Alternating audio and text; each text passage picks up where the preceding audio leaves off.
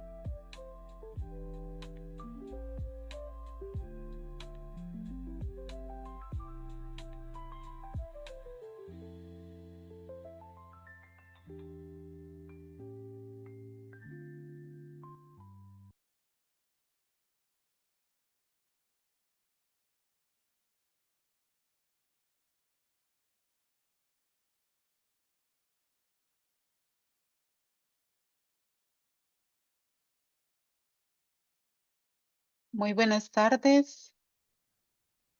Vamos a dar inicio a la conferencia inaugural de la Maestría en Estudios de Género con el tema Principios feministas para la recolección de datos.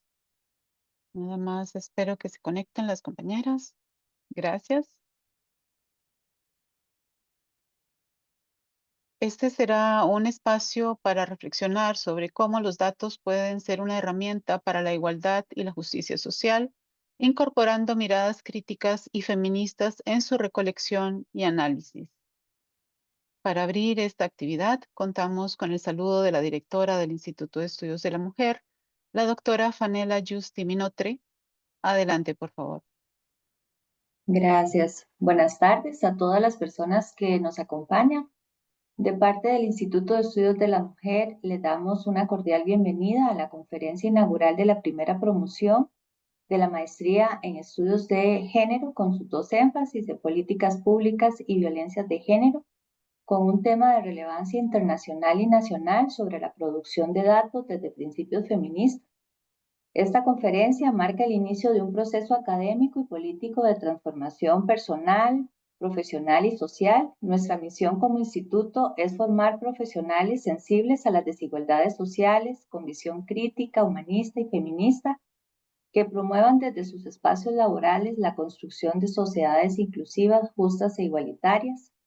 Con esta conferencia no solo celebramos el inicio de un programa de estudios, sino también la apertura de un diálogo necesario sobre la importancia de contar con datos sensibles a las diferencias de género y otras formas de discriminación que den cuenta de las desigualdades estructurales y permitan la definición de políticas que respondan a las necesidades particulares de las personas. Muchas felicidades a quienes integran esta primera promoción. Les animamos a aprovechar cada curso de la carrera y cada encuentro académico. Agradezco profundamente a quienes han hecho posible este momento, a la coordinadora de la maestría, María Amalia Penabat Camacho, y a la académica Maritza Salgado Silva, así como a las compañeras administrativas Karen Rojas, Lucía Lobo y Mónica Vargas. Y finalmente, y no menos importante, un agradecimiento muy especial a la profesora Ivana Felpeberg por aceptar la invitación y acompañarnos en este momento tan especial para el instituto y para el posgrado. Muchas gracias a quienes nos acompañan y espero que disfruten de la conferencia y que tengan una bonita noche. Gracias. Muchas gracias, Panela. A continuación, escucharemos el saludo de la coordinadora de la maestría en estudios de género, que nos acompaña esta tarde, la magíster María Amalia Penabat. Adelante. Muchas gracias. Al igual que Panela, me encuentro muy motivada de este espacio en el que estamos esta noche. Agradecidísima con Ivana, quien nos acompaña con la conferencia inaugural y para la maestría en estudios de género, con énfasis en políticas públicas y énfasis en violencias de género. Es un gusto poder arrancar este segundo ciclo, el 2025 y primer ciclo de la maestría, con este espacio formativo. Muy contentas también y saludamos calurosamente a todas las estudiantes que están hoy acompañándonos en clase, a las profesoras, a compañeras y compañeros del IEM que también están en este espacio y comparten la motivación del evento que estamos presentando hoy. Entonces, de mi parte, pues agradecerles estar hoy acá. Seguimos conversando y por favor síganos en las siguientes actividades que estaremos promoviendo. Muchas gracias, María Amalia. Panela. Y ahora me complace presentar a nuestra conferencista invitada, la profesora Ivana Felpeberg, quien es cofundadora y directora ejecutiva de Data Género, la primera organización latinoamericana dedicada a los datos y la inteligencia artificial feminista. Se especializa en el uso de datos e inteligencia artificial para el impacto social y lidera iMur AI, una plataforma de inteligencia artificial feminista que anonimiza y estructura datos judiciales sobre violencia de género con un enfoque interseccional y decolonial. Ella es también profesora en la Universidad de Buenos Aires y docente invitada en diversas universidades latinoamericanas, donde dicta cursos sobre metodologías transfeministas de datos, inteligencia artificial responsable y análisis de género. Ha presentado su trabajo en foros internacionales como con la Comisión de la Condición Jurídica y Social de la Mujer de Naciones Unidas y el Congreso de la Nación Argentina. Asimismo, participa en redes como GEDA, la Red Latinoamericana de Investigación en Inteligencia Artificial Feminista, y la ICON Coalition, promoviendo políticas públicas basadas en evidencia y el desarrollo de herramientas de inteligencia artificial éticas y centradas en las comunidades. Antes de dar inicio con la conferencia, les recordamos a todas las personas participantes que pueden escribir sus preguntas y comentarios en el chat durante la conferencia, ya que al final abriremos un espacio para responderlas y dialogar con la profesora Iván. Con gran gusto, entonces le cedo ahora la palabra a Ivana para dar inicio a su conferencia inaugural. Adelante. Maritza, muchas gracias. Gracias, Fanela, gracias, María Amalia, por la invitación y a todo el IEM por invitarme a esta conferencia inaugural. Estoy muy, muy agradecida y es un honor para mí estar aquí. Voy a empezar compartiendo pantalla para contarles un poco de qué es esto de los datos y el feminismo y cómo dialogan estos dos universos. Así que voy a comenzar mi presentación. Avísenme si lo pueden ver. ¿Se ve bien ahí? Sí, sí se ve. Súper. Bueno, como comentaba Maritza, yo soy cofundadora y directora ejecutiva de Data Género. Data Género es una organización que tiene base en Argentina, pero que trabaja en América Latina. Es un observatorio de datos con perspectiva de género, el primero de su tipo en su momento cuando buscábamos datos con perspectiva de género allá por 2019, por ejemplo, no aparecía ninguna entrada en Google y a partir de que empezamos a instalar este concepto, varias universidades, gobiernos y organizaciones de la sociedad civil comenzaron a adoptar el concepto de datos con perspectiva de género y empezaron a visibilizar la necesidad de que haya mejores datos que puedan visibilizar las desigualdades de género. Voy a prender el aire porque yo tengo calor. Hace calor acá en San José. Em, entonces, como les decía, somos una organización argentina, trabajamos en la intersección de género, datos e inteligencia artificial desde hace ya 5 años, desde 2020, que la inteligencia artificial también fue parte constitutiva de nuestra organización porque yo venía estudiando temas de inteligencia artificial por mi cuenta y con algunas diplomaturas y concursos desde 2018, cuando todavía no era un concepto tan de moda, podríamos decir. Creemos que los datos, la IA, la tecnología en general, tiene que estar moldeada por la equidad, la justicia, los derechos humanos y tener bajo impacto ambiental. No sé si sabían, pero hoy en día las tecnologías que estamos consumiendo vinculadas a la inteligencia artificial generativa generan muchísimo impacto ambiental. Los data centers, que son los espacios donde se procesan estos datos y estos requerimientos que le damos a la IA, son espacios que consumen muchísima electricidad, muchísima agua, muchísima minería para que se puedan construir y sostener. Entonces buscamos que no haya IA general para todo y que eso implique que haya muchísimo gasto energético en cada una de las cosas que les pedimos, sino que haya IAs más específicas y más pequeñas también. Y a su vez, nuestro gran objetivo cuando nos juntamos, somos 4 cofundadoras, fue generar mejores datos para visibilizar desigualdades. Y estos datos tienen que estar abiertos, disponibles para que el público y la ciudadanía puedan acceder y puedan comprender mejor las desigualdades y las diferencias de poder que hay en la sociedad y así también poder influir en políticas públicas. Nosotras vemos una línea muy vinculada entre datos y política pública y creemos que si faltan datos, estas políticas públicas van a estar tal vez sesgadas o van a estar mal implementadas por no tener la información correcta. Solamente con datos no alcanza para una política pública o para resolver un problema. Hace falta equipos interdisciplinarios, capacitados y expertos de dominio y expertas de dominio en las problemáticas, pero creemos que los datos son la gran puerta de entrada y son nuestro caballito de batalla para poder dar ciertas discusiones y dar ciertas luchas, sobre todo para contrarrestar la desinformación actual, en la cual dicen, por ejemplo, que la desigualdad de género no existe, que la violencia de género es una exageración, que todos sufrimos violencia. Bueno, cuando tenemos datos que muestran estas tendencias, es muy difícil poder desarticular el discurso de la desigualdad. pero hoy en día con las fake news y la desinformación se desarticula porque no tenemos herramientas para contrarrestarlo. Si tenemos datos, tenemos esas herramientas para poder combatir esta desinformación. Bueno, acá están mis redes. Mi mail es ivana@datagenero.org por cualquier consulta que tengan. Y soy muy activa en LinkedIn, Ivana Feldfeber. Así que cualquier cosa le sacan captura a esta pantalla y pueden contactarse conmigo. Dentro de Data Género tenemos tres ejes muy grandes, uno vinculado a la inteligencia artificial y su intersección con la sociedad, otro vinculado a los datos y su intersección con el género y con otras desigualdades y diversidades.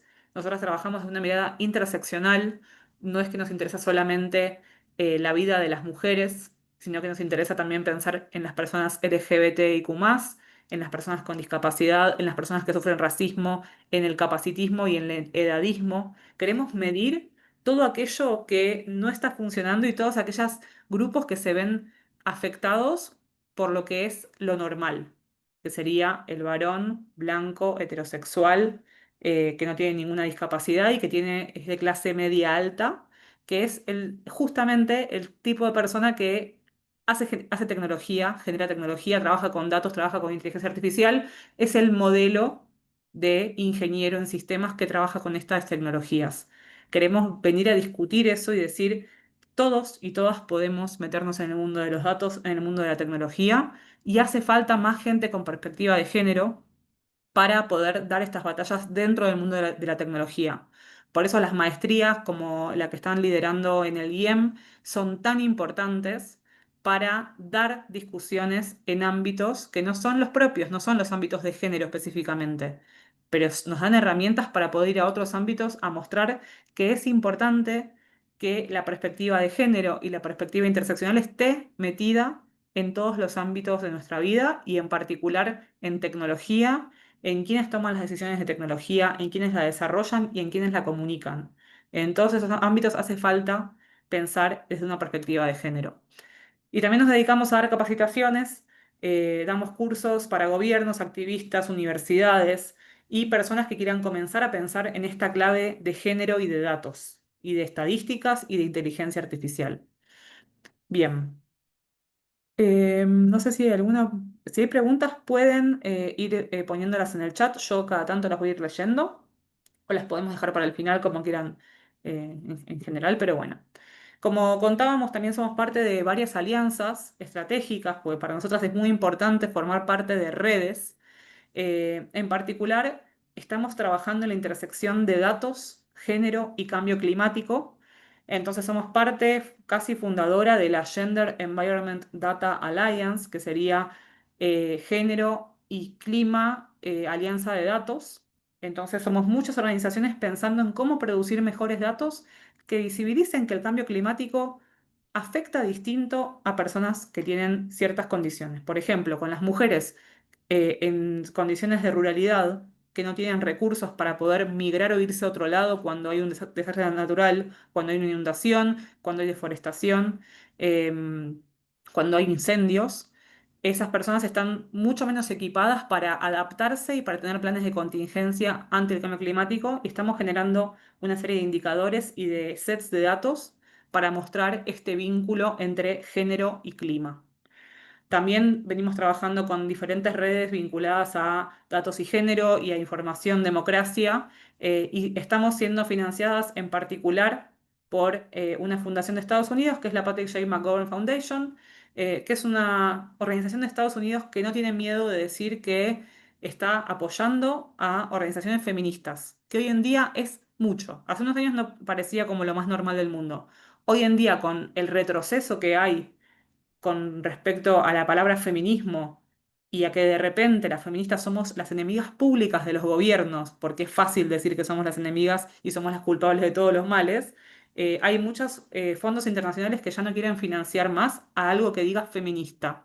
Por suerte, esta fundación de Estados Unidos lo sigue haciendo y por eso podemos seguir operando con proyectos vinculados al desarrollo de tecnología, que son proyectos muy caros, porque quienes desarrollan tecnología cobran salarios mucho más altos que el de cualquiera de nosotros y nosotras. Entonces, más de la mitad del presupuesto que nos dan se va en contratar talentos y personas que puedan desarrollar la tecnología que queremos para los feminismos. Y somos parte también fundadora de la Red de Inteligencia Artificial Feminista, de investigación en IA feminista, que es una red que tiene muchos proyectos y los va incubando. Pronto en septiembre lanzaremos una nueva convocatoria a nuevos proyectos, en particular haciendo foco en Centroamérica y el Caribe, así que si hay personas con ideas vinculadas a desarrollos de inteligencia artificial con enfoque feminista, me escriben y vemos cómo hacemos para poder financiar esos proyectos. Eh, Va a haber una convocatoria abierta y va a haber que llenar unos formularios y hacer presentaciones, pero siempre es bueno saber las ideas de antemano porque estamos buscando específicamente Centroamérica y Caribe para tener más representación. Bien, algunas bibliografías que yo voy a estar, de las cuales voy a estar hablando hoy, son el libro Feminismo de Datos, que en inglés es Data Feminism. Es un libro que fue escrito en inglés por dos investigadoras del MIT, pero que desde Datagénero elegimos traducir al español latinoamericano para que sea de fácil acceso a todo el mundo, porque creemos que si bien es un libro que tiene una lógica muy del norte global, es un libro que sirve para pensar y para introducir el feminismo de datos en nuestra región. Entonces, quisimos que esté en español, pero en español nuestro, no en español de España. Y nos tomamos el trabajo fue casi un año de traducción con un equipo de 8 o 9 traductoras y revisoras. Es un libro, ahora les voy a pasar el QR para que puedan ingresar y el link también. A ver si lo tengo copiado, me parece que sí. No, no lo tengo copiado. Pero ahora lo voy a copiar. Y también el artículo de Mailén García, que es cofundadora de Datagénero y es directora general de Datagénero, sobre el feminismo de datos en español y una mirada más latinoamericana del feminismo de datos, que es lo que, en nuestra opinión, el libro le falta porque no tiene por qué tenerlo, porque es un libro del MIT de Boston, de Estados Unidos. Entonces aquí, en este boletín, le dimos la mirada desde América Latina y claramente me interesa proponer que el feminismo de datos sea, como el feminismo, un campo en construcción permanente. No, todo lo que yo voy a contar ahora son conceptos que se pueden debatir y que se pueden ir modificando con la historia y con las luchas. Entonces, nada de lo que estoy dando acá es canónico y es una verdad absoluta, sino que son propuestas de cómo pensar desde los datos y el feminismo. Bien, a ver, acá veo algunas cositas en el chat. La maestría, perfecto, Larisa, gracias. Em, bueno, este es el libro que les decía, y este libro tiene una propuesta teórica, práctica y política, que es el feminismo de datos. Y es un libro que potencia estas discusiones desde el norte global, y ahora vamos a ver qué pasa desde América Latina también. Aquí está el QR por si quieren escanearlo y ahí está la traducción del libro que está difícil de encontrar en internet y en Google, entonces siempre dejo un enlace. Creo que lo tengo acá, espérenme un segundito, a ver. Sí, acá está. Así que lo voy a traer al chat. Excelente, gracias Larisa. Larisa está ahí súper afilada con los links, te agradezco muchísimo porque yo soy igual, pero bueno, cuando estoy dando las clases es más difícil seguir y aparte en general yo tengo dos pantallas y ahora estoy directamente bueno, acá hay una persona dibujando, vamos a inhibir que puedan anotar. Eh, a ver si se puede borrar, excelente, listo. Si podemos desactivar que las personas escriban, mejor. Y sigo. Entonces, la introducción del libro habla de las mujeres y su rol en la computación. Cuenta que las mujeres desde la génesis de la computación estuvieron metidas como programadoras. Muchas de las primeras programadoras fueron mujeres. Y luego, a medida que las computadoras se fueron haciendo del ámbito doméstico, se hizo una clara diferencia entre la mujer en la cocina y las computadoras que sean para los niños y para los hombres de la casa. Todas las publicidades estuvieron hechas a medida para que se vea al hombre de la casa y a su hijo jugando con la computadora y a la mujer con su hija más chica lavando los platos detrás. Entonces se hizo una gran disociación entre el rol de las mujeres con las computadoras y eso también generó que muchos chicos hayan tenido contacto temprano con esta tecnología y las chicas no. Entonces cuando llegaban a la carrera de computación había una diferencia abismal que terminaba expulsando a las mujeres. Entonces, con la aparición de la computadora doméstica vemos que también se van separando más estos roles vinculados a la tecnología, que también fue algo histórico. Los juguetes y la forma en la cual se fueron moldeando las infancias estuvo muy vinculada a las niñas desde lo doméstico hasta el día de hoy, y a los chicos con diferentes oficios, entre ellos la tecnología, la química, la matemática.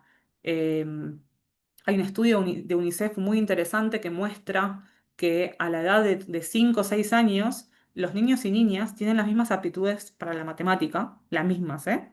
No es que son unos mejores, otros peores, eh, pero a lo largo de la primaria, de la escolarización, esto se va desviando y los chicos siguen siendo muy buenos y las chicas van empeorando.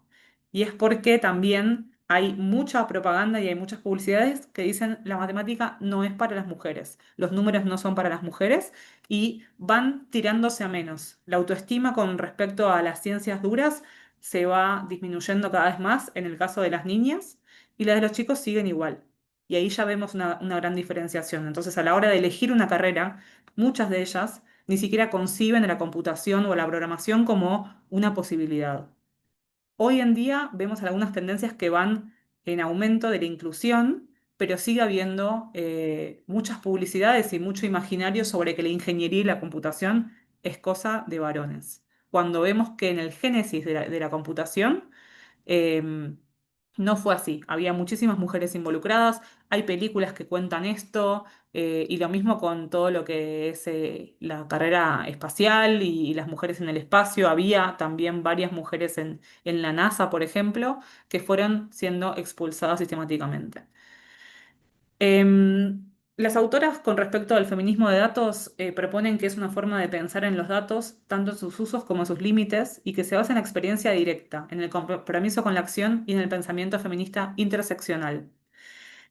Algo que me interesa marcar es que estas autoras no inventaron el feminismo de datos. El feminismo de datos es algo que ya venía sucediendo hace mucho tiempo, desde los feminismos activistas y en particular en América Latina. Hay y hubo en la historia muchas organizaciones que comenzaron a contarse, que comenzaron a contar femicidios, que comenzaron a contar violencia de género, que comenzaron a contar aquellos deudores alimentarios que no querían pagar la cuota alimentaria, y todo eso lo fueron armando en bases de datos basadas en su conocimiento y también en intuiciones de cómo recolectar información. Y con esa información generaban campañas y generaban gráficos y generaban diferentes materiales e insumos para repartir, para compartir con la comunidad y visibilizar por qué es importante que haya luchas por la igualdad. No estamos en una situación de igualdad, el día de hoy tampoco lo estamos, y de hecho estamos cada vez más lejos de esa igualdad y es importante que los datos lo puedan reflejar. Bien, por acá venimos bien. Lorena pregunta si se puede adquirir el libro. El libro está todo disponible online. La traducción tiene todos los capítulos ya traducidos y disponibles online. Y el libro en inglés también está disponible online gratuitamente. Así que no hace falta pagar. No paguen por nada de esto, por favor. Está todo disponible, por eso lo comparto. En general, si yo comparto algo es porque está disponible y se puede acceder fácilmente, si no les voy a avisar. Bien. Entonces, el punto de partida del feminismo de datos es algo que no se reconoce en la ciencia de datos, que es que el poder no está distribuido de manera equitativa en el mundo. Quienes ejercen el poder hoy en día en el mundo, como yo venía hablando, son varones de las élites heterosexuales, blancos, sanos, cisgénero del norte global. El poder está en manos de pocos. Y cuando hablamos, por ejemplo, de los sesgos en los datos, en realidad deberíamos estar hablando de desigualdades de poder que están arraigadas en nuestra sociedad y que se reflejan en los datos, en la inteligencia artificial y en las formas de vincularnos con la tecnología. Entonces es importante pensarnos en clave de poder, de desigualdades de poder. ¿Quién tiene el poder hoy en día? Vemos que hay 5 o 6 billonarios, trillonarios, pronto, por ejemplo, Elon Musk, que tienen a veces más poder que países enteros. Entonces, no me digan que estamos todos en las mismas condiciones, porque la lista de los 50 personas más ricas del mundo, hay 3 o 4 mujeres. Entonces, estamos en situaciones de desigualdad por completo, y hoy en día, con la carrera tecnológica vinculada a la inteligencia artificial, son todos tipos, son todos varones quienes están metidos allí, decidiendo el futuro del mundo. Y ese es el mayor poder que se tiene hoy en día. Entonces, este libro viene a mostrar, a visibilizar esas desigualdades de poder que también afectan al mundo de los datos y de la inteligencia artificial. Es muy fácil creer que los datos son objetivos. Listo, si hay datos, estamos teniendo una visión exacta de la realidad. Desde nuestra postura, desde la postura de estas autoras también, desde el MIT, se dice y sabemos que los datos no son objetivos, que los datos ya vienen con sesgos previos, que son los sesgos de la sociedad, sesgos de qué es lo normal, qué es lo que queda por fuera de la norma, sesgos de qué sí vale contar y qué no. Entonces, y estos datos son recolectados por equipos que toman decisiones de qué se recolecta, cómo, a quién entrevistamos, a quién no, quién queda por fuera, si esto es en inglés o en español. Ya todas esas decisiones marcan desigualdades de poder y eso se traduce en los datos. Entonces, salvo que sean datos muy específicos, tal vez meteorológicos, o de alguna variable muy numérica que digamos, bueno, esto es muy parecido a la realidad. Cuando hablamos de datos sociales, vamos a hablar de datos sesgados. El sesgo es parte de los datos y no se puede erradicar. A mí me toca también ser mucho jurado de diferentes concursos vinculados a proyectos de inteligencia artificial o de creación de datos. Y cuando viene alguna empresa o alguna organización y me dicen, no, nuestros datos no tienen sesgos, nuestro modelo de guía no tiene sesgos, es unbiased, no tiene sesgos. Yo ahí desconfío y digo, esta gente tal vez no sabe de lo que está hablando. Me están, como decimos los argentinos, chamullando, me están diciendo cualquier cosa, porque siempre va a haber sesgos en los datos. Lo valioso es poder hablar de esos sesgos y visibilizarlos y hacerlos parte, tomarlos y decir, sabemos que nuestro set de datos no tiene representación indígena, sabemos que nuestro set de datos no tiene representación de personas con discapacidad, lo sabemos, estamos haciendo esto para contrarrestarlo, queremos visibilizar esto. Hay que hablarlo, hay que decirlo, porque si no, es como que estamos todo el tiempo hablando sobre supuestos de objetividad cuando no lo es. Bien, acá hay, alguien dice, los datos detonan y desenmascaran una realidad porque por eso no se visibiliza. Y Angelina pregunta una pregunta muy buena que es, ¿cómo es posible reconocer investigaciones objetivas? ¿Existe algún diseño metodológico más preciso? Yo también soy de la escuela de que las investigaciones tampoco son objetivas, siempre van a tener la mirada de la institución que financia, del investigador o investigadora, del equipo que alberga esa investigación, esa va a ser la mirada. Lo que es importante es hacerla explícita y contar el porqué de las decisiones y cuáles son los sesgos de la persona investigadora y cómo hizo para también mitigarlos o contrarrestarlos. Me parece que no vamos a encontrar una investigación objetiva, por eso vemos a veces la misma moneda con dos caras distintas.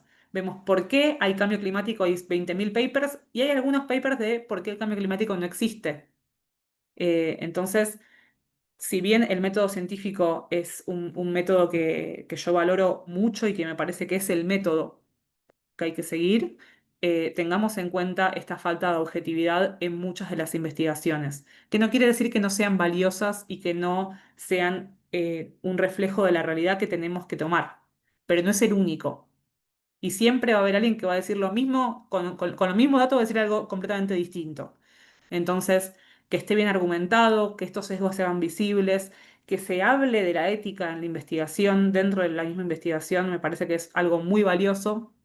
Hoy en día en las mayores conferencias vinculadas a datos e inteligencia artificial es obligatorio que haya por lo menos un párrafo hablando de la ética en el diseño de esa investigación.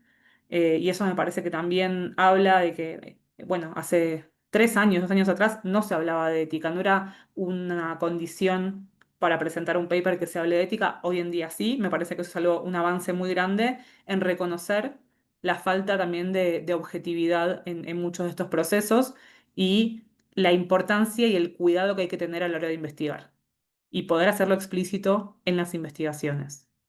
Bien, sigo porque me fui un poquito de tema. Entonces, volviendo al feminismo de datos, este trabajo consiste en captar la forma en que las prácticas estándar de la ciencia de datos sirven para reforzar desigualdades existentes, o sea, es para poner una lente crítica sobre la ciencia de datos y utilizarla también para desafiar y cambiar la distribución del poder. ¿Por qué nosotras como feministas elegimos los datos como caballito de batalla? Elegimos los datos porque es el lenguaje del mundo actual. Hoy en día todo el mundo habla en datos. Si decís datos, la gente te escucha. Entonces dijimos, utilicemos los datos para que nos escuchen, utilicemos los datos como el caballo de Troya para entrar y dar la discusión de las desigualdades de poder en nuestra sociedad. No creemos que los datos sean la única herramienta ni la única forma, y tampoco creemos que haya más datos va a resolver ningún problema de la sociedad, pero sí creemos que es nuestra carta para poder entrar a un club muy exclusivo para que nos escuchen y nos hagan lugar. Y lo mismo con temas de inteligencia artificial. Ahí sí yo también creo que los datos tienen, los datos, la IA, hacen que nos escuchen de otra manera, porque estamos hablando el lenguaje de ellos también. Y es un desafío muy grande, pero yo creo que veo mucho potencial en las personas que estudian género, que tienen una mirada crítica, que se metan en temas de tecnología, de inteligencia artificial, de datos. Es muy valioso, es muy necesario, así que invito a toda la gente que está haciendo la maestría del IEM, que pusieron acá el link en el chat, y también todas aquellas personas pensando en esta clave, a meterse en el mundo de tecnología, no tengan miedo, hay muchas formas amigables de hacerlo, y creo que los datos es una forma bastante amigable. Fuimos educados y educadas para pensar que los datos nos tenían que generar cierta aversión a las personas que estudiamos humanidades, me incluyo, pues yo estudié educación, y hay que amigarse un poco con la idea de que los datos son necesarios para nuestras investigaciones, para nuestros trabajos, para visibilizar. Entonces, empezar por ese lado me parece que es muy, muy valioso e interesante. Bien. Sigo. Entonces, como les decía, no estamos hablando solamente de género cuando hablamos de feminismo de datos. Somos feministas interseccionales y es interesantísimo pensar en la raza, la clase, la sexualidad, la capacidad, la edad, la religión, la geografía, entre muchos otros factores, para pensar en la experiencia y las oportunidades de cada persona en el mundo. Este gran discurso de la meritocracia, de que el que quiere puede, y que si no estás pudiendo es porque no te esforzaste lo suficiente, es un discurso muy tramposo que invisibiliza que no todos empezamos desde el mismo punto de partida, que no todos tuvimos las mismas oportunidades ni los mismos accesos. Yo, por ejemplo, entré al mundo de los datos de la inteligencia artificial porque mi madre me mandó inglés cuando yo era chica, cuando tenía 10 años me mandaron al Instituto de Inglés, que era muy caro y no todo el mundo podía ingresar ahí. Y eso me abrió las puertas para poder aprender a programar, porque la programación en general es en inglés, para aprender todo lo que es inteligencia artificial y para poder hablar con la gente que tiene dinero para que nos financie, que hablen en inglés. Entonces, sé que tuvo un punto de partida mucho más avanzado que muchas de mis compañeras. El tema es, bueno, ¿qué hacemos con eso? ¿Cómo abrimos el juego para que otras también puedan ingresar y puedan también tener oportunidades en este mundo? Pero bueno, también usamos los datos para visibilizar estas desigualdades, porque si no caemos en este discurso de todos nacemos en la misma carrera, así, y estamos en la misma posición desde que nacemos. Y eso sabemos que no es verdad y es importante visibilizarlo, y entender las experiencias y las opresiones de cada persona. Bien, con respecto al poder, que es algo que yo ya venía hablando, quién tiene el poder y quién no, este feminismo interseccional examina el poder desigual y en nuestro mundo contemporáneo es interesante pensar en que quien tiene los datos también tiene el poder, quien tiene los medios de producción tecnológica tiene el poder hoy en día. Y saber que para que existan todas estas inteligencias artificiales de las que estamos hablando hoy en día, por ejemplo, ChatGPT, hicieron falta muchísimos datos. Y no fueron cualquier tipo de datos. Más de la mitad de los datos con los cuales fue entrenado ChatGPT fueron en inglés. Un cuarto más o menos fueron en español, otros en chino, y después todo el resto de los idiomas que no les interesaba tanto a poner ahí en la agenda a estos modelos. Francés también un poco, alemán, pero la mayoría es en inglés. Entonces, esos datos fueron generados, la mayoría, en Estados Unidos. Entonces, muestran la realidad de Estados Unidos, no muestran la realidad del mundo. Tengamos en cuenta que los datos generados en Internet son de aquellas personas que pudieron acceder a un dispositivo, que pudieron poner su voz en Internet. ¿Y quiénes tienen en general la voz en los espacios públicos? En general, varones. Entonces, quienes expresan más sus opiniones, quienes escriben más papers, quienes están, los que tienen más premios Nobel, son varones. Y estos algoritmos y estas ideas fueron entrenadas con este tipo de datos. Entonces, vemos estas desigualdades de poder, de acceso y de capacidades, no, como decía acá, de experiencias y oportunidades en los datos. Los vemos ahí también. Eso me parece que es fundamental para pensarlo. Melissa pregunta si los datos pueden ser tanto cuantitativos como cualitativos. ¿Cuáles pueden ser las aplicaciones al utilizar ambos tipos de ciencia de datos?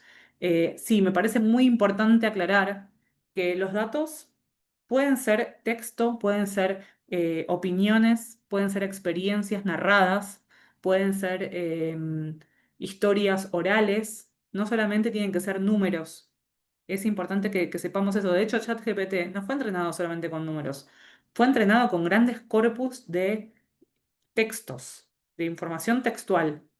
Entonces, esos datos también pueden ser los cualitativos. Si tenemos entrevistas en profundidad que duran muchísimas páginas también, eso es información.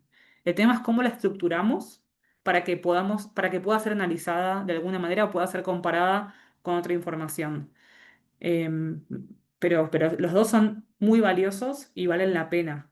Los datos duros, cuantitativos, los números, son una parte de la realidad.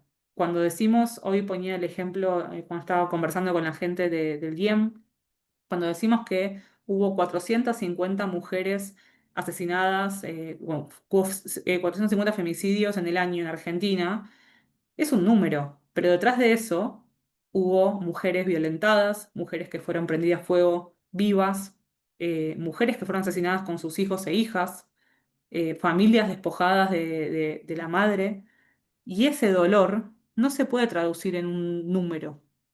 Por eso también hace falta el relato y toda la parte detrás de los números. El número en sí mismo le falta, ahora lo vamos a ver, pero le falta la emocionalidad que requiere también pensar en experiencias de vida.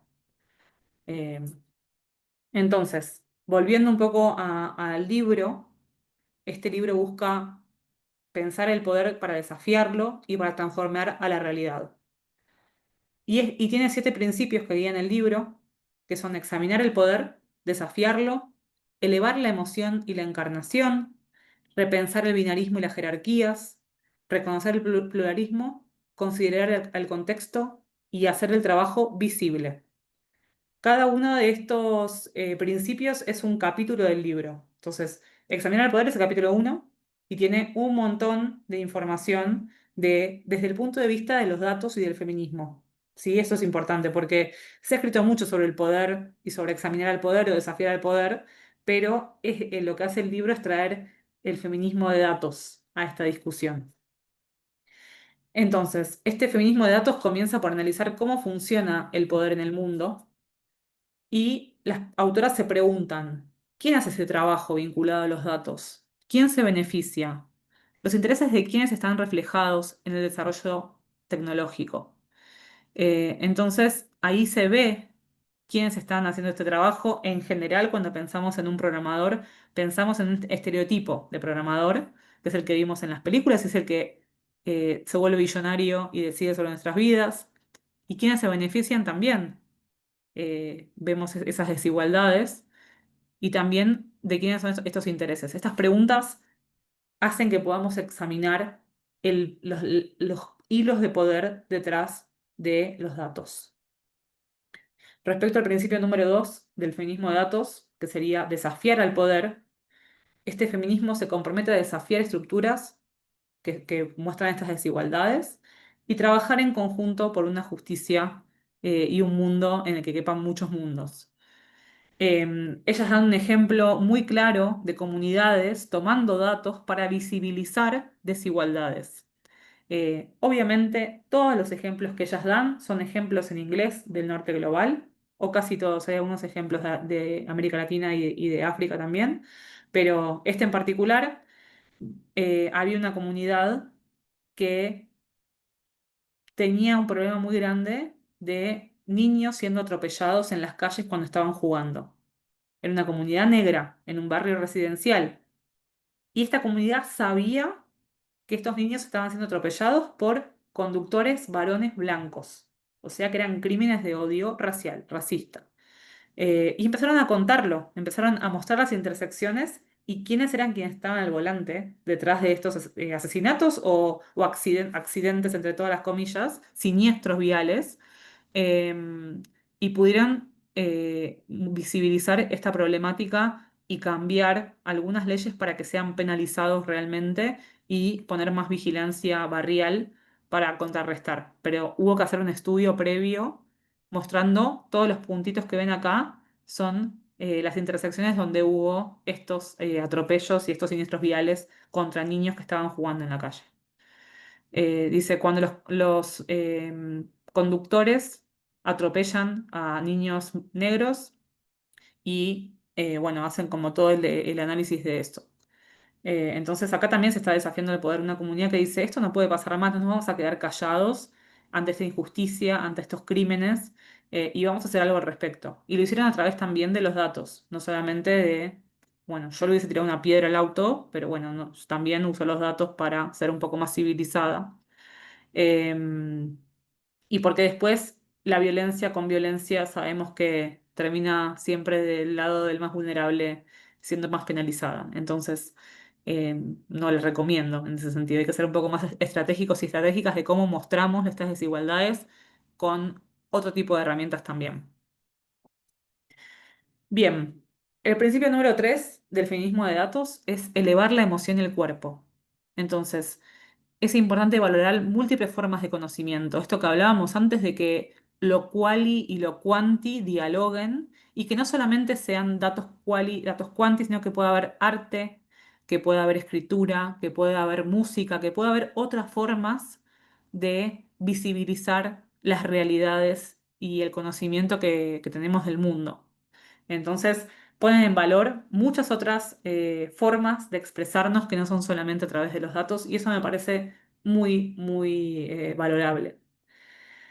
Acá, por ejemplo, usan una visualización bastante como que apela al sentimiento, que es una visualización que se llama Los años robados, que muestra básicamente las personas asesinadas por armas de fuego en Estados Unidos, que sabemos que es un gran problema esto de los tiroteos masivos que tienen en Estados Unidos en las escuelas, en shoppings, en conciertos.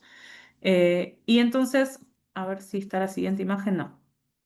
Se muestra cuántas personas fueron asesinadas y se hace un promedio de la esperanza de vida de las personas en esos estados o en ese país, y lo blanco son los años que les fueron arrebatados a esas personas por haber sido asesinadas por armas de fuego. Entonces vemos sus vidas y todo lo que podrían haber vivido y no vivieron. Y me parece que es muy bueno apelar a la sensibilidad, a la emoción, cuando estamos hablando de gente asesinada y de todo lo que les quedaba por vivir.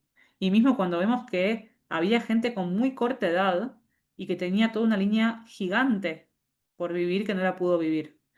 Entonces, a veces las visualizaciones no son en sí para darme el número exacto o para que yo vea un gráfico de barras de cuánta gente fue asesinada por año, sino para entender el detrás, qué es lo que se pierde, qué es lo que nos está diciendo con ese número.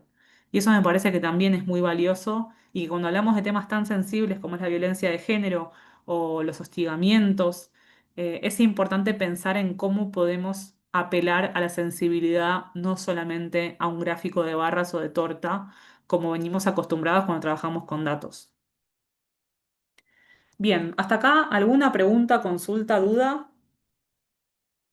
Yo aprovecho y me tomo un matecito. ¿Venimos bien?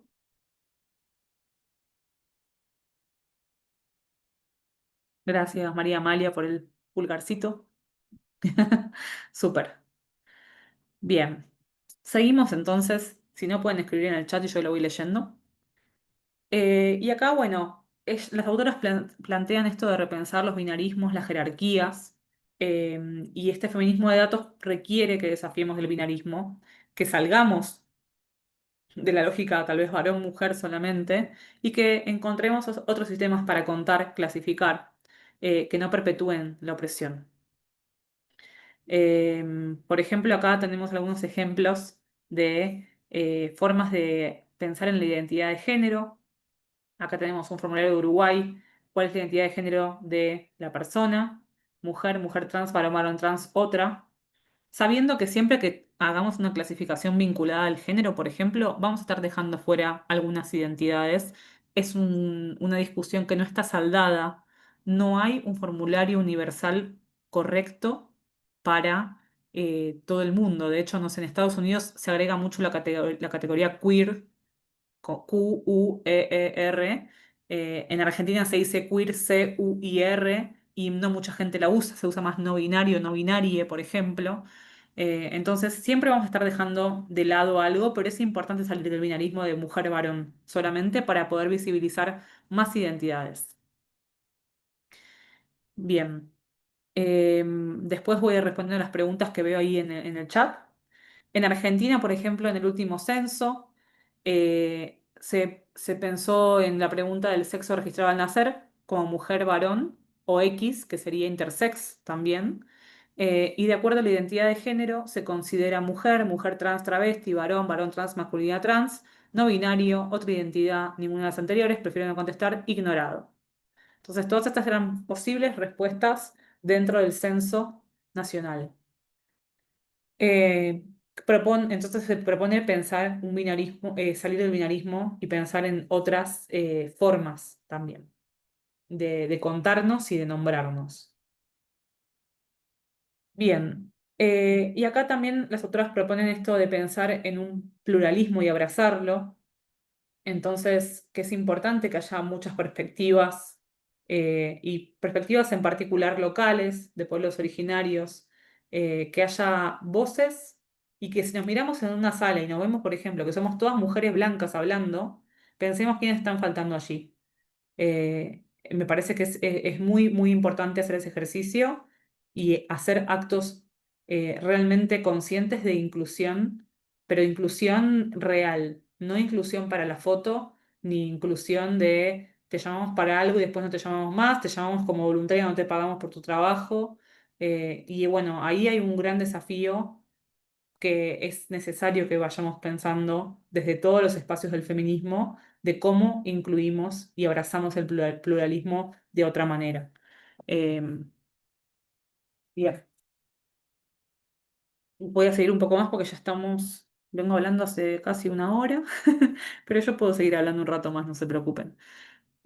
Con respecto al principio número 6, que es pensar en el contexto, eh, esto que yo les contaba antes de que los datos no son ni neutrales ni objetivos, son producto de relaciones sociales desiguales, y este contexto es esencial para realizar un análisis ético y preciso.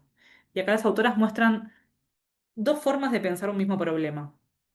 Este es un gráfico que muestra la salud mental en la cárcel, que es la tasa de trastornos de salud mental diagnosticados en personas privadas de libertad, y vemos que hay muchas más personas blancas que están diagnosticadas con problemas de salud mental en la cárcel, y después están en segunda personas negras, hispanos, otros. Eh, y acá vemos otra, como les decía, es otra cara de la misma moneda, que es el racismo en la cárcel. Entonces, las personas racializadas tienen menos probabilidad de ser diagnosticadas con trastornos de salud mental. A veces, cuando vemos un gráfico, decimos, uy, esto debe ser verdad, este.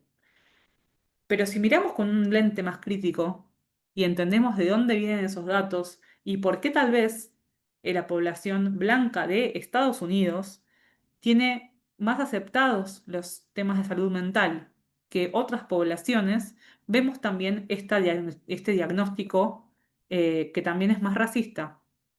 Hay otro estudio vinculado a riesgo de suicidio en diferentes poblaciones en Estados Unidos, em, y había una muy baja representación de personas asiáticas y negras porque no tenían tanta predisposición los médicos a diagnosticarlos con depresión, porque no estaba mucho más estigmatizado en esas poblaciones el tema de la depresión y de sí, y del riesgo de suicidio que en las personas blancas. Entonces hay que leer todo con muchos lentes y no tomar los gráficos como si fuesen directamente lo que es la verdad absoluta.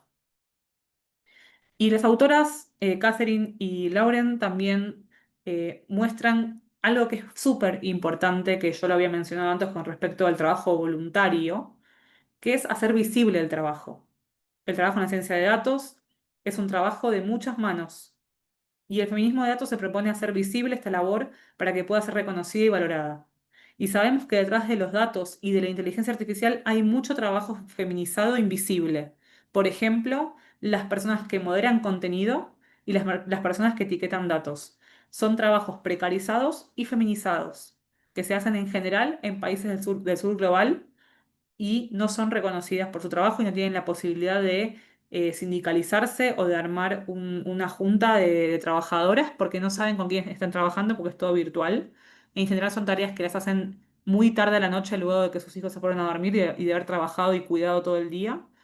Em, y es importante poder valorar el trabajo y poder también valorarlo monetariamente.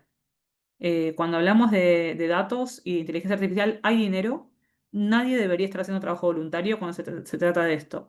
Si se está haciendo voluntariamente, eh, se tiene que charlar a ver cómo se puede financiar, cómo se puede hacer para que ese trabajo realmente tenga también la calidad que merece. Porque a veces los trabajos voluntarios de datos, pasa con algunas organizaciones de la sociedad civil o de otros ámbitos, si es voluntario, a veces no termina siendo de la calidad que merece el tema. Entonces, a veces sí, muchas veces sí. Hay muchas organizaciones que hacen un trabajo excelente de recolección de datos, pero es importante por lo menos visibilizar y nombrarlas. Nombrar datos contra el femicidio, nombrar a las autoras del libro y a muchísimas organizaciones que ahora les voy a contar un poco más, que están haciendo bastante trabajo vinculado a datos y feminismo. Y también yo lo que propongo siempre es no pisarnos en los temas. Si yo sé que hay gente que está trabajando con economías feministas o del cuidado, no voy a hacer el mismo proyecto que esas personas para yo tener más trabajo en mi organización, sino que las voy a llamar y voy a citar su trabajo. Visibilizar también es citar a las compañeras, mostrarlas en todos los ámbitos posibles. Acá un meme como para descomprimir un poquitito. La ciencia objetiva entra como un caballo de Troya y de adentro tenemos sesgos, equipos formados por hombres, riesgos de privilegio. Y la ciencia de datos va trayendo esta ciencia objetiva y adentro de esa ciencia objetiva está todo esto y entramos como los troyanos. Y bueno, vemos que detrás hay un montón de sesgos que hay que desarmar y hay que visibilizar también. Eh, Y pensando en el transfeminismo de datos en América Latina en particular, vimos que el libro tiene muchísima información que está muy buena para pensar el poder, para desafiarlo. Y yo les contaba que ya existen muchas organizaciones hace muchísimos años haciendo este trabajo de activismo de datos, feminismo de datos, sin tal vez que tenga un nombre. Era algo que ya se venía haciendo, pero tal vez no se le decía feminismo de datos. Por ejemplo, Loana Berkins, una activista travesti trans de Argentina, en 2012 hizo un censo de la población travesti trans para comprender cuál era el estado de situación de esta población tan vulnerable. Y ahí salió un número, que es que las personas trans travestis en Argentina en 2012 tenían una expectativa de vida de 35 años, porque eran asesinadas por temas de salud, por marginalización. Y ese número sacudió a la sociedad argentina y se generaron varias leyes para poder reparar y para poder incluir a estas personas en otros trabajos que no estén vinculados al trabajo sexual solamente. Em, y bueno, como el caso de Loana, hay un montón de activistas y de organizaciones que estuvieron midiendo y sacando información relevante sobre sus colectivos hace ya mucho tiempo. El texto también que les recomendé de Mailén García, que estaba al principio de la presentación, Mailén dice que podemos pensar el feminismo de datos como la forma teórica y política de luchar en el campo de la producción de datos contra el cisexismo, el racismo y el colonialismo, valiéndose de estrategias soportadas por diversas corrientes feministas a lo largo de la historia. Eh, Me parece que es interesantísimo pensarlo de esta manera, pensarlo de esta manera interseccional y también latinoamericana y también histórica, ¿sí? No es que esto nace de la nada y sabemos que hay mucha gente pensando en cómo medirnos y pensarnos a las mujeres, a las diversidades y a diferentes colectivos hace ya mucho tiempo y dando batalla desde los gobiernos, desde las universidades, desde los activismos, sumando su granito de arena. Gracias también a Catherine y a Lauren tenemos este concepto del cual nos podemos apropiar y podemos llevarlo a diferentes ámbitos de nuestra realidad latinoamericana. Y me parece que ayuda mucho a pensarnos y a pensar en esta clave de feminismo de datos. Le ponen nombre a lo que veníamos haciendo y no lo sabíamos. Em, y Maylen también pensando en este colonialismo de datos, dicen que es un orden emergente para la apropiación de la vida humana de modo que los datos puedan ser extraídos continuamente para obtener ganancias. Es decir, yo siempre lo digo esto, pero cuando una tecnología, por ejemplo, ChatGPT, es gratuita, es porque detrás hay otro interés, que es quedarse con nuestros datos. En América Latina tenemos muy pocas políticas de protección de datos personales. En Europa está el GDPR, que si bien tiene muchas cosas a las cuales le podemos criticar, protege bastante los datos de la población europea. Aquí tenemos todo lo contrario, llévense nuestros datos como se llevaron el oro y todos nuestros recursos naturales, llévenselos, no les pedimos nada a cambio. Y sería interesante, de hecho en Brasil hay un proyecto de ley pensando en cómo podemos los ciudadanos vender nuestros datos a estas empresas que necesitan de nuestros datos para sobrevivir. Entonces, eh, romper con esta lógica colonialista y poder tener nuestra propia ganancia vinculada a los datos que estamos entregando de manera gratuita a todo tipo de empresas o sea, ya los términos y condiciones son tan largos de leer y nadie lo hace, que estamos entregando lo que sea, ya ni sabemos. Hace poco en Argentina y creo que en varios lugares del mundo, con ChatGPT hubo ¿cómo se llama? Una nueva herramienta que te convertía una foto tuya en algo de estudio Ghibli, de Miyazaki, como medio una ilustración japonesa. Y esto era gratuito porque OpenAI y ChatGPT necesitaban más imágenes nuestras, nuevas, fresquitas. Imágenes de mi cara, de mi fondo, de mi hijo que estaba detrás, de la biblioteca si tenía algún libro, de si mi pared tenía o no un revoque, si tenía ladrillo a la vista. Todo eso era información que le estuvimos entregando de manera voluntaria a OpenAI para hacer estas imágenes. Y esto lo hacen cada tanto porque necesitan tener más datos nuestros de manera gratuita. Se los estamos entregando en bandeja. Em, entonces, acá también Mailén dice que la diferencia radica en los modos, intensidades, escalas y contextos, pero se asemeja en la función histórica del despojo. Esto que les decía del oro, de los recursos naturales, de la minería, del litio en Argentina, Bolivia, Chile. Eh, Así como hay una naturaleza que es considerada barata, mano de obra barata, también hay un modo de extracción de datos baratos y somos parte de eso en América Latina. Bien. Desde Datagénero también dimos varios cursos vinculados a feminismo de datos y en esos cursos lo que estamos haciendo es un mapeo de proyectos de transfeminismo de datos en América Latina. Hay más de 40 proyectos mapeados en América Latina y en España también. Están en nuestro sitio web datagénero.org y ahí está el mapeo, en proyectos está el mapeo. No sé si está funcionando ahora porque tuvimos un virus en la web, tengan cuidado cuando entren. Pero debería estar operativo en breve. y vemos que hay varios proyectos, pero bueno, hay varios que faltan también. Entonces, invitamos a quienes tengan conocimiento de proyectos de feminismo de datos en nuestra región, que nos lo puedan enviar para agregarlos a este mapeo de América Latina y para poder visibilizar iniciativas.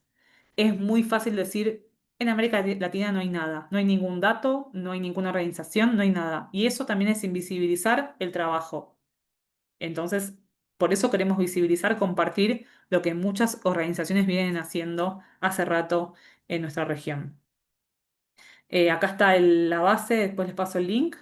Tiene nombre de la iniciativa, la organización, la categoría, temáticas, descripción, fecha, países y todos los links para que la gente pueda ingresar y conocer. También fuimos dando cursos de guía feminista y nuestra idea siempre es crear y pensar nuevas metodologías para recolectar y para compartir datos. Venimos también pensando en instrumentos para medir, metodologías, indicadores también. En particular, hicimos un relevamiento sobre las condiciones de vida de la población LGBTI+ en Mar del Plata, como una prueba piloto dentro del país, donde entendimos las condiciones de vida y hicimos un informe sobre las condiciones de vida de las personas lesbianas, gays, bisexuales, trans, travestis e intersexuales.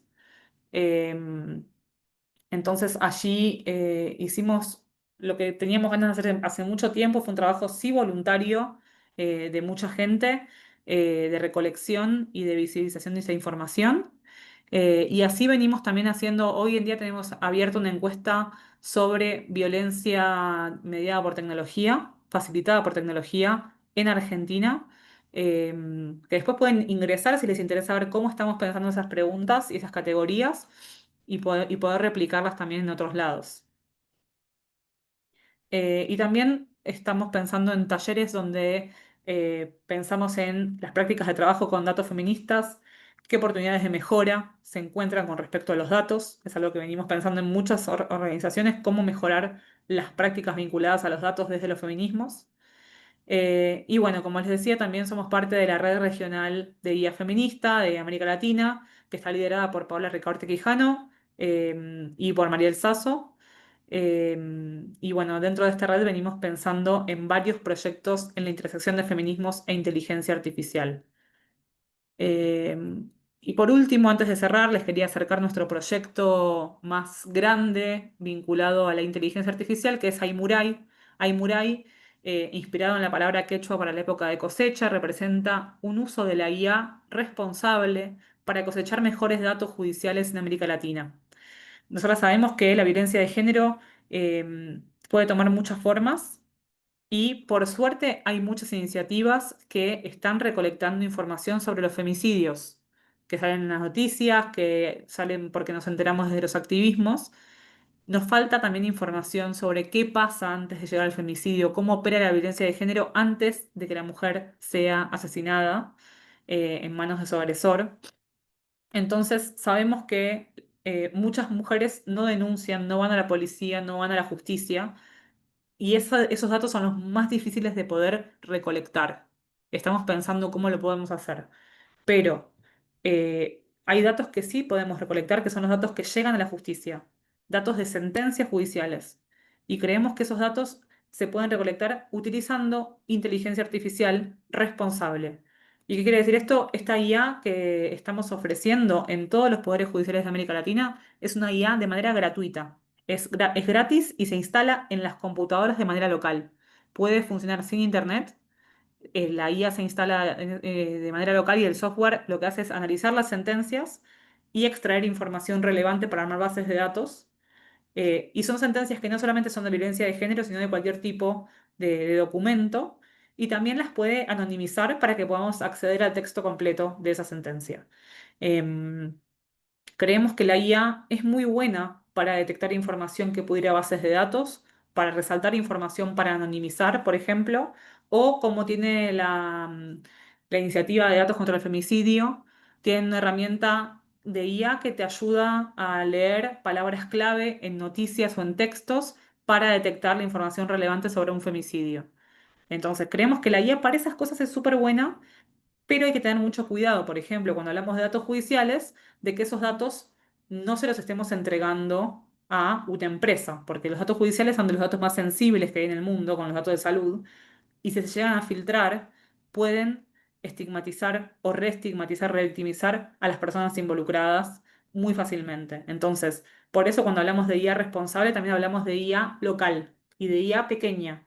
IA que resuelve ciertas tareas, no de todo. No me hace un poema y al mismo tiempo me anonimiza una sentencia. Solamente me la anonimiza y me detecta información relevante para una base de datos.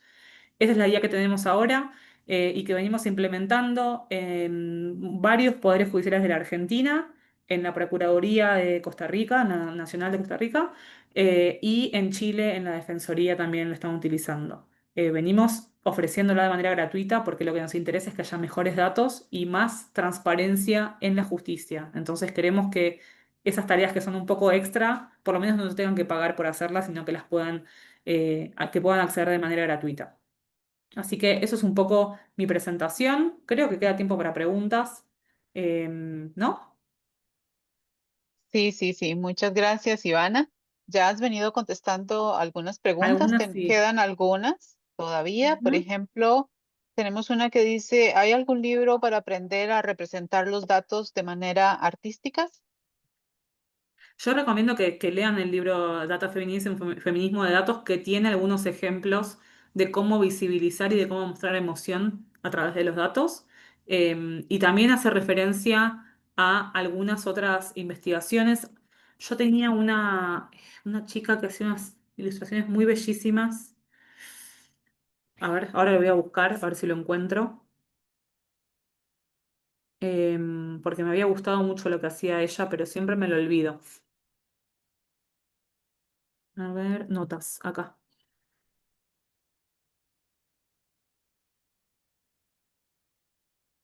Espérenme un segundito.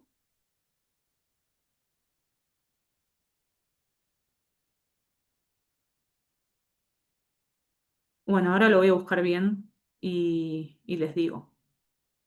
Bueno, gracias, Ivana. Em, Tal vez quisiéramos abrir el micrófono por si hay alguna una pregunta, una o dos, que la puedan, por favor, decir en el micrófono. Si no, yo tengo también otras por aquí escritas. Emma Chacón, adelante. Perdón, gracias. Pues un gusto y muchas gracias. Excelente su exposición. Me quedan como dos interrogantes. Una, entonces, a ver, es importante plantear que los datos siempre van a tener un sesgo, nunca van a ser objetivos, ¿verdad? Ujú. Nunca van a ser neutros. Digamos, y cuando una los presenta, puede hacer como la salvedad de que, bueno, que pueden tener un sesgo a partir de XXX, ¿verdad? Eso en primer lugar. Y en segundo lugar, bueno, no, se me fue la segunda pregunta, entonces, esa básicamente, gracias. Em, no entendí bien la pregunta, Emma. Si siempre va a haber sesgo, esa es la pregunta. Exacto, sí, siempre va a tener sesgo, o sea, por más que una procure generar un dato neutro, siempre va a tener un sesgo, porque al final los datos sirven para hacer referencias. O sea, a ver, te sirven dentro de investigaciones, para lo que sea, ¿no? Y eso siempre va a tener un sesgo, ¿no? Claramente.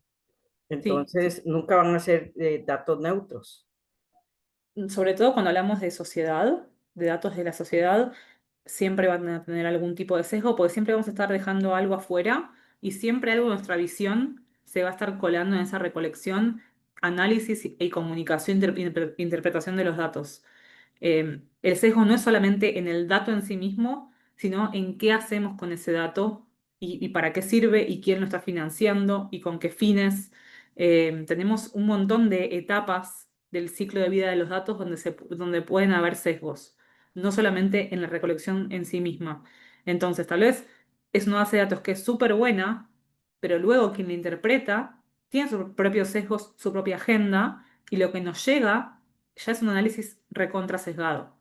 Entonces hay que estar muy atentas a lo que estamos consumiendo, porque es muy fácil caer en esto está basado en datos, es la realidad objetiva. Cuando detrás nos pasó en la pandemia en Argentina, que había un gobierno que decía hay que cerrar todo, hay que quedarse encerrado, y otro con los mismos datos decía hay que abrir todo, hay que salir a la calle, no tiene que haber más cuarentena, con la misma base de datos. Entonces, depende mucho de cómo se interprete también, se puede mover para un lado o para el otro, y es una gran responsabilidad que tienen los científicos y científicas de datos para trabajar con los mismos y comunicarlos y hacer algo que sea realmente útil. Entonces, hay que tenerlo en cuenta, 100%. Gracias, Ivana. Tenemos también a María Cuña. Adelante. Hola, buenas noches, mucho gusto. Mi pregunta es, nos están hablando mucho sobre la recolección de datos, pero ¿cómo logran planificar para lograr esa recolección de datos? O sea, ¿cómo es el orden? ¿Qué seguimientos tienen para que sea de una manera como más formal y más directa? Esa es mi pregunta. Muchas gracias. Está muy buena esa pregunta. No tengo una respuesta universal porque depende mucho de qué datos quieres recolectar y con qué fin y con qué recursos. Porque hay que saber que la recolección de datos no es abro un Google Form y ya está. En general, requiere mucha planificación, un equipo que sea muy experto en la temática, en el dominio de lo que queremos hacer y preguntas que sean formuladas con respuestas o categorías que después puedan ser analizables en una base de datos. Y eso requiere también expertos y expertas en datos. Entonces tiene que haber un equipo interdisciplinario detrás que pueda pensar realmente una planificación de no solamente de la recolección, sino de cómo va a ser el análisis después. Porque a veces mandamos un formulario con un montón de preguntas y después muchas de esas no nos sirven para poder analizar nada y les pedimos mucha más información de la que requeríamos realmente a las personas. Y por otro lado, a veces hacemos preguntas o formulamos preguntas que no nos sirven para después analizar ningún dato. Entonces, es importante pensar este ciclo de vida de los datos y no solamente el momento de la recolección. Entonces, pensar en cómo va a ser ese instrumento, en dónde se va a implementar, en quiénes la van a estar recolectando, si se les va a pagar o no se les va a pagar, cómo se les va a pagar, qué tiempo tienen para hacerlo. Bueno, hay un montón de preguntas a hacerse antes de empezar a pensar en una recolección de datos. Em, Me parece que hay que meterle mucha lectura y mucha cabeza a ese momento antes de hacerlo, sobre todo si queremos que después esos datos sean valiosos y sirvan para lo que queremos. Hay que pensar también en los objetivos de esa investigación y para qué queremos los datos que queremos. A veces para hacer un curso nos piden hasta el grupo sanguíneo, más o menos, cuando solamente hace falta preguntar cómo quieren ser llamadas las personas del curso y listo. No queremos saber mucho más. A veces entramos en este vicio de querer tener más datos, más datos, más datos. ¿Para qué? Entonces hay que contrarrestar esas expectativas con lo que realmente se puede hacer y el porqué de lo que queremos hacer. Muchas gracias, Ivana. Tenemos algunas otras en el chat porque manos levantadas no hay. Entonces, dice Ana Mora, ¿cómo está la legislación que regula la implementación del backend informativo y learning en instituciones públicas y privadas? ¿Cómo está la legislación que regula la implementación del backend informático y machine learning en instituciones públicas y privadas? Eh, no sé si hay regulación o legislación que en este momento en algunos países algo hay, pero yo no tengo información que te pueda decir es por acá. Sí, está. ¿Qué dice Ana acá? A ver. Hay Mm. varios más.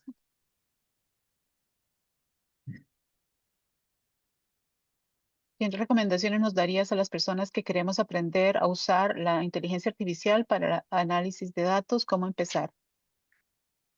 Acá estaban recomendando. ¿Eso dónde está? Voy de abajo para arriba porque ya se Ah, me perdieron más las de arriba, como que esto se mueve, pero estoy con ah, Laura Laura Díaz. Díaz, Ujú. sí. Em,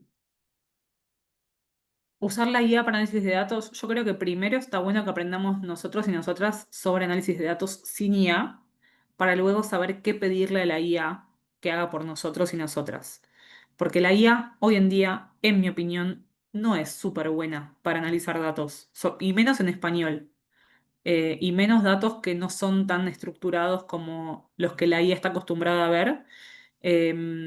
Yo creo que primero es importante empezar por un curso propio de análisis de datos, aprender, por ejemplo, Python o aprender SQL y algunos lenguajes de programación y estadística y un poquitito de álgebra matemática también sería interesante, eh, para luego poder ser buenas ingenieras del prompt en la IA y saber bien qué pedirle.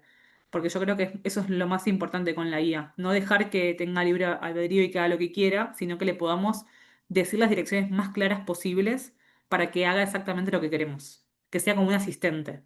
Pensémosla así. Yo, si tengo un asistente, no le voy a decir, analízame esto, nada más. Le voy a decir, che, fíjate esta variable, normalizame esta columna, cruzame estas dos variables porque me interesa saber cuál es si hay correlación o no hay correlación. Y así varias indicaciones más. No le voy a dejar a un asistente junior que me haga lo que quiera con el análisis de datos. Entonces, pensar a la IA como un asistente a la cual le tengo que dar las instrucciones más claras posibles para que haga la mejor tarea posible, eso requiere que sepamos de antemano qué es lo que queremos y qué es lo que necesitamos. Entonces, para mí, hacer un curso antes de análisis de datos es muy importante. Gracias, Ivana. Tenemos otra pregunta de Melissa Mm. García, que dice, ¿qué aspectos o áreas se pueden desarrollar en la ciberseguridad desde la ciencia de datos con perspectiva de género? Bien, yo creo que la ciberseguridad es fundamental para pensar en los datos y en la inteligencia artificial. Desde una perspectiva de género, yo creo que es importantísimo que podamos, las organizaciones feministas, pensar en ciberseguridad también y en protección digital y autocuidados digitales, porque estamos en constante ataque, lamentablemente, y si tenés un poco de visibilidad online, es muy probable que te quieran hackear, que te quieran abrir cuentas falsas en sitios porno, por ejemplo, y así hay un montón de ataques posibles. Entonces es importante que estemos preparadas para esos ataques, que haya red, que haya contención y que haya formas de denunciar este tipo de acosos y de ataques. Y también, como feministas, trabajando con datos de poblaciones muy sensibles, entender qué sí se puede hacer con esos datos y qué no. Tener ese alcance para cuidar a las personas involucradas. Entonces yo les decía, ni se me va a ocurrir en la vida mandarle una sentencia judicial con nombres propios a ChatGPT, porque esos nombres propios llegan a ser filtrados, porque esta empresa puede estar segura como no, puede ser hackeada como no. Entonces no sabemos qué va a hacer con esos datos, los puede vender en un futuro si cambia sus cláusulas. Y si esos datos salen a la luz y de repente esa sentencia se publica y las personas involucradas tienen los nombres en Internet, sabemos que Internet no olvida. Y todo lo que se sube a Internet va a quedar y va a ser utilizado en tu contra en algún momento. Entonces, tengamos mucho cuidado con los datos que estamos manejando y qué le estamos entregando a estas empresas. Y esas son prácticas de autocuidado feminista también. De autocuidado y de cuidado colectivo también. Me parece que es importante pensarlo así. Creo que esta se relaciona, dice que si nos podrías ampliar sobre la importancia de la anonimización en la generación de datos. Bien, justamente anonimizar los datos hace que protejamos a las personas involucradas. Si hay datos sensibles de salud, de judiciales, de denuncias, de lo que sea, y queremos utilizarlos, por ejemplo, en ChatGPT, no digo que no lo hagan, solo digo que anonimicen primero. Y anonimizar es sacar toda la información que nos pueda dar pistas sobre la persona involucrada, que pueda hacer que reidentifiquemos a las personas involucradas. Entonces, si hablamos, por ejemplo, de una denuncia de violencia de género en un pueblo de 3.000 habitantes, y no anonimizamos la marca del vehículo que manejaba la víctima, y hay dos vehículos de ese estilo en el pueblo, o uno, ya sabemos de quién estamos hablando. Entonces, es importante que la anonimización sea a conciencia y no sea solamente de nombres, de documentos de identidad o de mails, sino que tenga muchas otras variables. No sé, el banco, el nombre de un restaurante, el color de una casa. Hay un montón de información que nos puede dar pistas para poder reidentificar. Entonces, es un trabajo de mucha responsabilidad para luego poder usar ese documento anonimizado y ya estéril de información en algún tipo de análisis o de inteligencia artificial, por ejemplo. Dice, ¿cuál consideras que debe ser el primer paso para comenzar a construir nuestros propios datos? ¿Cómo? Perdón, me ¿Cuál, perdí. ¿Cuál consideras que debe ser el primer paso para comenzar a construir nuestros propios datos?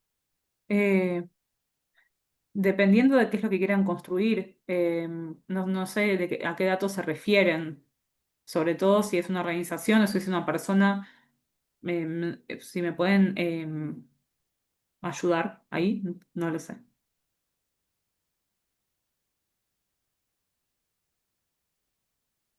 Bueno, entonces vamos a ver. Datagénero se puede considerar como un espacio colectivo para generar datos o una organización mediadora en la generación de datos. Un poco y un poco. O sea, nosotros ayudamos a organizaciones y a gobiernos a generar mejores datos y también generamos propios. Y tenemos proyectos de generación de datos colectivos. Entonces, tenemos un poco de todo. Ok. Creo que por ahí deberían ser todas las preguntas. Déjenme revisar por último. En el chat quedan algunas, no sé si quieres, te leo.